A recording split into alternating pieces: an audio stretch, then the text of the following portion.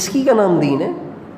اگر یہ دین زندگی میں آ جائے تو جنت بعد میں بنے گی، اللہ دنیا پہلے بنائے گا۔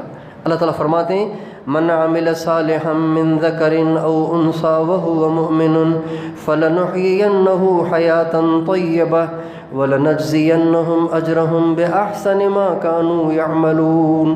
اللہ فرما رہے ہیں ایمان کو مضبوط کرو، اعمال ٹھیک کرو، گناہوں کی طرف مت جاؤ، نیکی والی زندگی گزارو۔ یہ دو کام کر لو، اللہ تعالیٰ قسم کھا کے فرماتے ہیں میں تمہاری زندگی کو پرسکون کر دوں گا، پاکیزہ کر دوں گا، خوبصورت کر دوں گا۔